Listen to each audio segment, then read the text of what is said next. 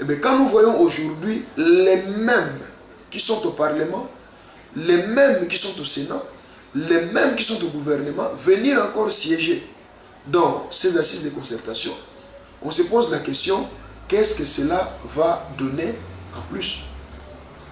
Qu'est-ce qu'ils viendront dire en plus dans les concertations qu'ils ne peuvent pas dire quand ils sont au Parlement, à l'Assemblée nationale, au Sénat ou quand ils sont au gouvernement? Voilà un des éléments qui nous inquiète. Bref, c'est une autre partie, on reviendra sur ça. Mais un autre élément aussi qu'il faut soulever dans ces assises, ce sont des thématiques. Mais de par l'esprit de départ, depuis la recommandation des Nations Unies, la convocation de ces assises, et voire même les discours d'ouverture, vous voyez que la matière, l'objectif, c'est de trouver une solution pour l'Est. D'autres thématiques ne sont que des cerises sur le gâteau. Et encore là, je me pose aussi la question de savoir, les mêmes partis traditionnels, les mêmes figures, les mêmes têtes, qui sont au Parlement, qui sont au Sénat, qui sont au gouvernement, se retrouvent encore dans les mêmes thèmes pour les concertations. Mais qu'est-ce qu'ils apporteront à plus qu'ils ne peuvent pas faire d'une manière officielle? Et là, c'est là où je disais que les podiums devaient être laissés aux extra-institutionnels qui pourrions apporter un nouveau son de cloche permettant, je suis encore pour que les présidiums tels que présentés puissent avoir les deux sons de cloche des institutionnels et des extra-institutionnels. Et bien malheureusement, les choses se passent comme elles se passent. Nous souhaitons que les choses se passent bien. Un autre élément qui nous a attristés, c'est la confusion qui règne autour de la diaspora. Et voire même d'une manière générale de la société civile. Qui n'a jamais été responsable de rien, mais qui à chaque fois que les politiques font leur coup, c'est la société civile qui paye du prix.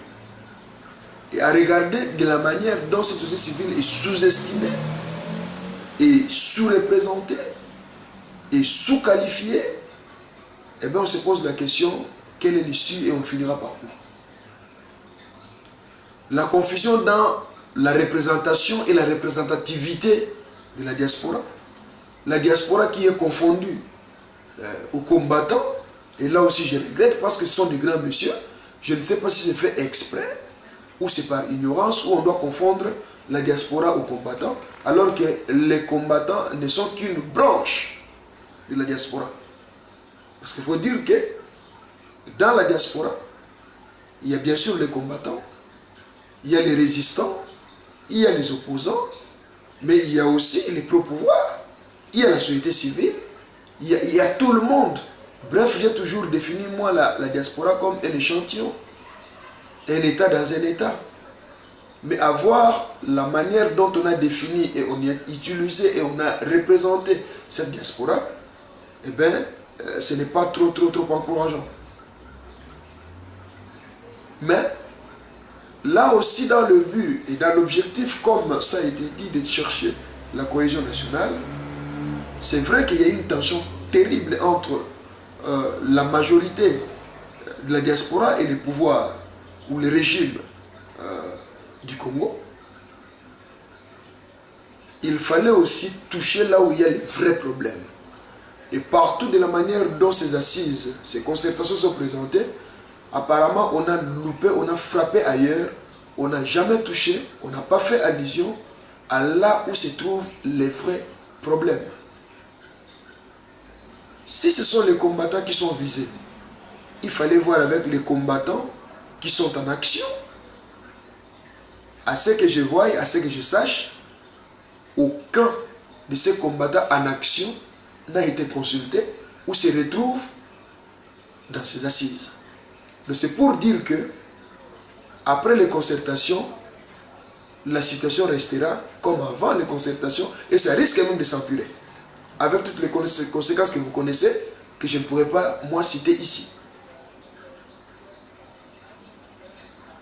Deuxièmement, il y a aussi l'aspect politique de la diaspora. L'aspect politique, c'est quoi? C'est la lutte pour que la diaspora puisse retrouver ses droits. Les devoirs, il en assume, mais ses droits, et parmi ses droits, les plus légitimes, c'est les droits d'éligibilité et les droits de vote.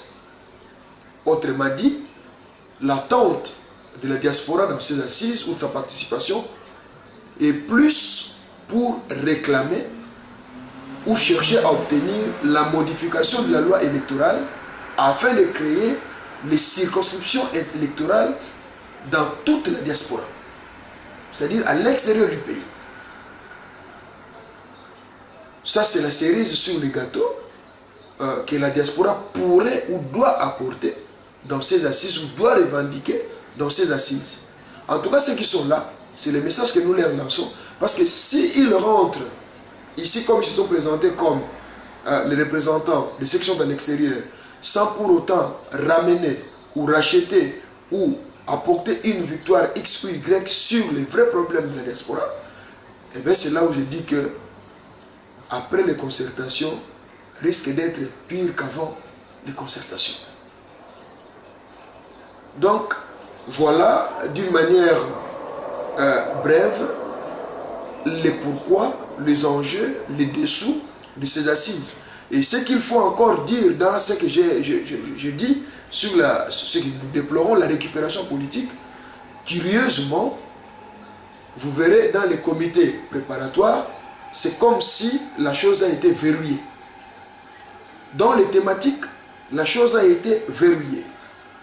Dans la modération et la constitution des commissions, la chose aussi est verrouillée. Mais aussi longtemps, toutes ces choses-là seront verrouillées, il n'y aura pas de vraies solutions. Aussi longtemps, on va camoufler les vrais problèmes, qui est que ces trois partis nous disent la vérité sur leurs engagements par rapport à leur lutte militaire, il n'y aura pas de solution. On risque de faire un cycle infernal de la déstabilisation à l'Est, malheureusement, qui ne va pas seul, mais qui va avec les natifs, autrement dit, les sangs du peuple congolais qui continue de couler. Voilà, chers amis, les dessous, les enjeux de ces assises. Que ceci serve aussi de support, même pour ceux qui siègent, sans pour autant comprendre pourquoi est-ce qu'ils siègent, au moins qu'ils aient une idée des vrais enjeux et de la vraie situation de ces assises. Au fur et à mesure que la situation évoluera, nous allons vous donner nos points de vue, nous allons faire les analyses, les propositions, parce que tous nous voulons voir le Congo libre, le Congo prospère et le Congo vraiment démocratique, le Congo de justice, le Congo idéal. Pour cette première partie, je vous remercie encore masse pour ce travail.